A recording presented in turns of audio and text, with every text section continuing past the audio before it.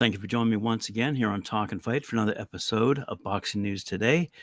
And today, our first story comes to you via Saudi Arabia and their plans, quite frankly, to, shall we say, innovate the world of boxing as we know it. His Excellency Turki Al Ashik feels that boxing has gone in decline since the 70s and 80s when it was one of the top sports in the world. She wants to modernize things and fix boxing to make it popular once again, like it once was for many years. This is on BoxingNews24.com for all of you who want to read the complete story. He believes these were the root causes for the decline of boxing. Are you ready, boxing fans? Promoters' reluctance to make the biggest fights that cost money. Fighters avoiding risky opposition. Lack of charismatic fighters. 4 sanctioning bodies, failure of promoters to cooperate with each other. Al-Sheikh's idea to fix boxing is to make it interesting for the younger generation by enhancing the presentation, using music, using more cameras like the UFC does, having exciting events, and having compelling fights. He said, in the 70s and 80s, the sport was number one in the world. Now I'm very sad with the last result I had before we go deeper. Boxing is 14th. There are a lot of reasons. There's not a lot of fighters charismatic and with character now. There's a lot of problems with promoters. They don't want to do the strongest fights because it costs a lot. Now, out of all this comes one thought, and that is, where does His Excellency stand on the issue of women in the ring? Just curious. And we have discussed this before, and we've discussed the issue of sports washing as well. So let's move along now to our next story. Natasha, Jonas, and Michaela, they're going head-to-head. And we now take a look at who might be an opponent for the winner of this upcoming fight. So let's have a quick look here at this story, courtesy of Sky Sports. Along with the IBF welterweight world title, the potential for massive future fights will be on the line when Natasha, Jonas, and Michaela clash in Liverpool on Saturday.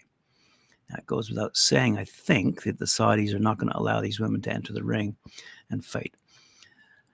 But with the Brit and Americans among the biggest names in their sport, particularly with respect to size on the pond, there will be no shortage of fighters queuing up to face the winner. The fact that both Jonas and Mir have and retain the ability to fight across several different weight divisions only increases a highly impressive pool of future opponents. While Mir has confirmed that victory for her could result in Jonas activating a rematch clause, nothing can be taken for granted in boxing. Ahead of Saturday's contest, which is live on Sky Sports, we've taken a look at who could be in line for a shot at the victor. Jessa McCaskill, and again, you can go to their story on SkySports.com for all these explanations. Sandy Ryan, Clarissa Shields, who I mentioned, Lauren Price, and Caroline Dubois. Of course, you might see Katie Taylor and Chantel Cameron going toe-to-toe again. For a trilogy fight after splitting 2 2023 contests. Taylor winning the second bout of event means that she is currently the undisputed super lightweight and lightweight champion and holds all the cards. In the event that the third meeting between them can't be agreed, they would both be in play to face either Jonas or Mir. So a good story out of Sky Sports and what the English have to say about all this. Says Michaela Mir, the American, we have to hustle harder than men, says Michaela Mir. And on the risks that are facing women in the ring. Natasha, Jonas, and Michaela Mir feel like a Rubik's Cube of a fight. Perhaps it will feel like that kind of frustrating, disoriented undertaking to the boxers on Saturday night as well. Either way, it feels like that from the other side of the ropes while attempting to break down the contest.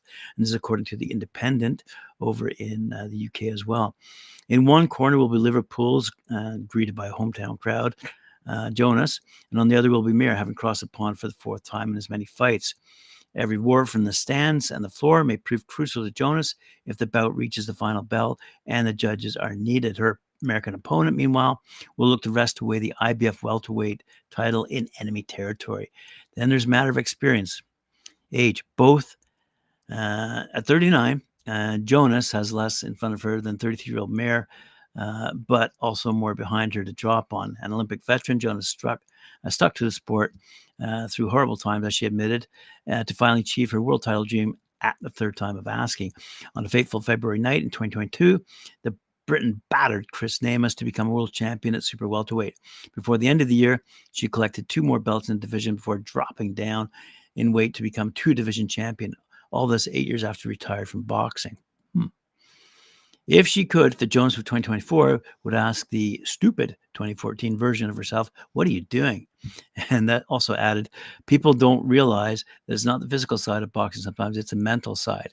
To keep putting yourself in that horrible, dark place and be the selfish, horrible person that you need to be as a successful boxer, it's not easy, she says.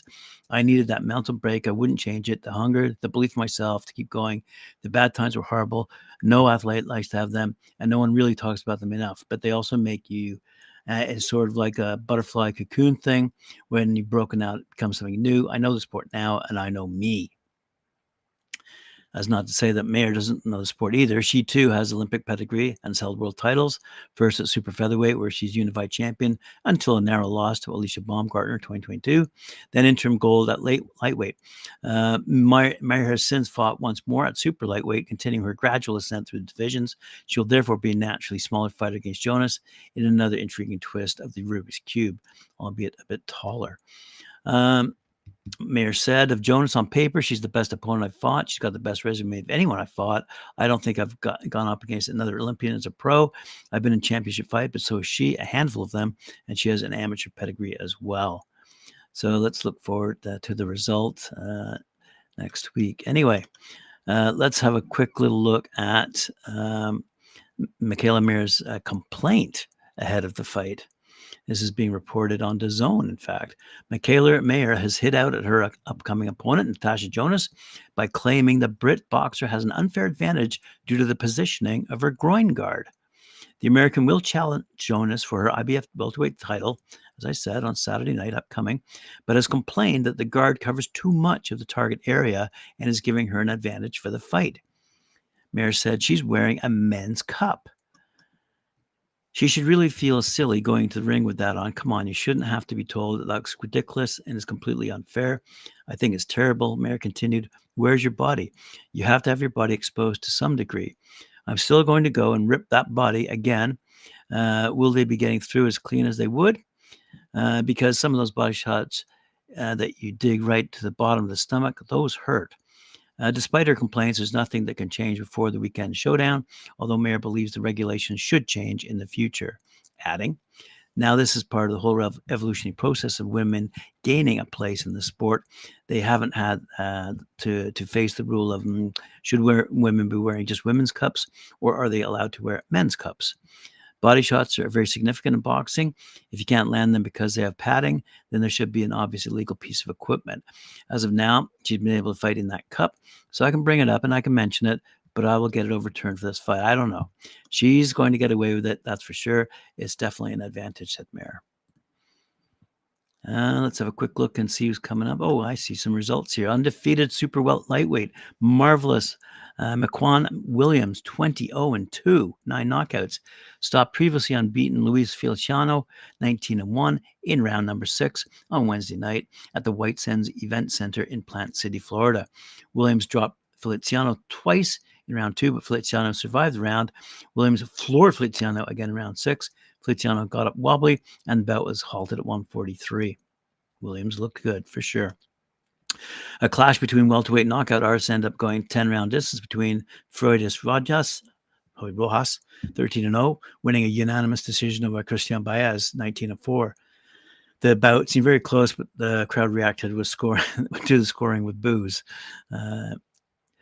In a clash between unbeaten super featherweights, Jacob Gomez, 9-0-1, scored a fifth-round TKO over Ezequiel Borrero, 6-1. Gomez dropped Borrero in round 1 and got a referee stoppage with barrage punches in round number 5. So a quick look and see what else. Yes, the Ryder undercard is set now. Golden Boy Promotions has assembled the undercard for their January 27th super middleweight clash between Jaime Munguia and John the Gorilla Ryder. 32-6, by the way, 18 knockouts at the Footprint Center, Phoenix, Arizona. In the co-main event, WBO minimum weight champ Oscar El Pulipino Coloza, 8-0, will defend his title against Reyneris Gutierrez, 10-1. Also, unbeaten super middleweight Darius Fulgham, 9-0, will be facing Alantez Slyaza Fox, 28-5-1. IBF female flyweight champion Gabriela Sweet Poison Fundura, who's just signed to Golden Boy, by the way, defends against Christina Cruz, 6-0. And unbeaten super bantamweight David Romero, 26-0-1, 50 knockouts, will go against Eric Ruiz, 17-9-1, and all are 10-rounders. Good stuff out on the West Coast there. IBF, let's see here. Top rankings, start again. Top rank, Inks, WBC number 1, Sandor Martin. WBC number 1, junior welterweight contender, Sandor Martin, 42-3, 50 knockouts, has signed a multi-fight co-promotional pact with Top Rank. Martin's longtime promoter, OPI, since 82, and Top Rank are joining forces to secure the Spaniard his first world title shot against Devin the Dream Haney, the current WBC junior welterweight world champion. Sandor Martin said, Devin Haney calls himself the Dream, but I'm his worst nightmare. I will be the next WBC junior welterweight world champion, whether he wants to lose his title to me in the ring or run up the scales to welterweight. The choice is his. I'm excited for this next chapter of my career with OPI since 82 and Top Rank in my corner, said Bob Arum, chairman of Top Rank. We've had a front row seat to Sandor Martin's immense talent, and Top Rank is thrilled to be partnering with OPI since 82 to help Sandor receive his well-deserved world title opportunity. Let's have a quick look at Saudi Arabia again. He seems to be in the news a lot here. His Excellency Turki Al-Sheikh has big plans for the winner of this summer's undisputed contest between IBF, WBC, WBO light heavyweight champ Artur Beterbiev and WBA champ Dmitry Bivol, wanting to match the victory against ring cruiserweight champ Jai Opetaia in 2024. Whoever has their hand raised from the Beterbiev Bivol fight in June or July could then meet Opetaia, who's 24-0, 19 knockouts, who may have regained his IBF cruiserweight title by then after his rematch with Marius Brides, which I announced the other day, on February 17th for the vacant belt. So Al-Sheikh has big plans, as I've said before, but again, whether it involves women's fighters, I don't know. But what is interesting, and what will be interesting to all of you, I'm sure, YouTube has been blocked from Saudi Arabia in a huge blow for Jake Paul, KSI, and Tommy Fury, screams the headline out of the UK's Sun. Boxing boss in Saudi Arabia is bringing even the most bitter rivals together, but it will not cross into YouTube boxing world. Wow. In recent years, mega money fights have been prized over to the Middle East, with Anthony Joshua, Tyson Fury, and Deontay Wilder all involved, notably all being heavyweights, frankly. But no influence has been bigger than His Excellency Turki Al-Sheikh, the chairman of the General Entertainment Authority in Saudi Arabia. He's in control of boxing in the region and has even managed to have feuding promoters Eddie Hearn and Frank Warren work together. His Excellency wants everyone in the sport to collaborate. I'm not sure he wants everyone to collaborate, but it will not cross over to the new age of influencer boxing, for example. And he told DAZN, please, we don't want any YouTuber fight again. I don't talk about names, he said. I want fighters. I want fighters. This is what I support. This will come as a blow to the likes of KSI, Jake Paul, and Tommy Fury. Fury, 24, as you remember, last year, beat both social media sensations and remains linked with rematches. His grudge match with Paul, 27, was even staged in Riyadh and saw him win a split decision. The American Jake Paul has since distanced himself from the crossover boxing scene to head into a more traditional route. Indeed, he has. His last fight was against professional boxer Andre August, 35 years old, which he won by first-round knockout. Jake Paul returns on March 2nd on the undercard of Amanda Serrano's Puerto Rico homecoming and will do so against against another boxer. KSI, meanwhile, is taking time away from the sport, probably to focus on misfits, following his controversial loss to Fury. But he will always be in line for a blockbuster bout with Paul following years of feuding between the pair. There were even talks to fight in Saudi Arabia in 2020 before the coronavirus pandemic KO'd those plans. So that's a bit of interesting news, again, out of Saudi Arabia via the Sun in the UK, as it might affect the so-called influencers. Let's have a quick little look here at our concluding story. Again, involving Saudi Arabia. Wow, I can't believe it. Here we go. By our good friend Phil J. Over at World Boxing News, he says he can reveal that Saudi Arabia has renewed interest in staging, get this, a Floyd Mayweather versus Manny Pacquiao rematch. In 2020, WBN first broke the news of a Saudi Arabian offer on Mayweather versus Pacquiao 2. Those plans were eventually confirmed weeks later by Mayweather and Pacquiao.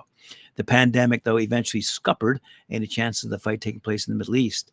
Anyway, May Pac 2 was then shelved as Pacquiao continued his professional career.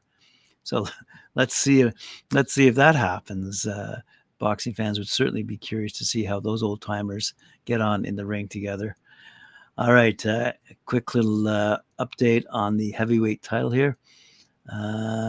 I've already mentioned that the new belt has come to fruition. It will be available to the winner of the Tyson Fury Alexander Usyk fight.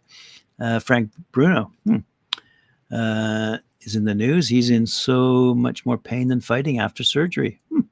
Let's conclude with this story.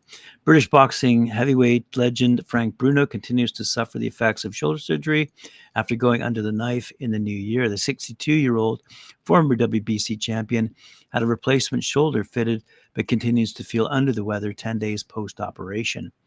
Bruno, beloved by the UK faithful and our own Tim Witherspoon for his achievements and likable personality, is considered a national treasure. Before undergoing the much-needed surgery, Bruno assured fans he would return to total health soon enough. All right, as I said, boxing fans, that's it for me today. Thanks for joining me. Appreciate it very much. I won't be on the air until Monday at 11 a.m. Eastern Time. I'll see you on that date at that time here on Talking Fight for another episode of Boxing News Today. Remember to like, share, subscribe, and hit that notification bell. I'd appreciate that very much.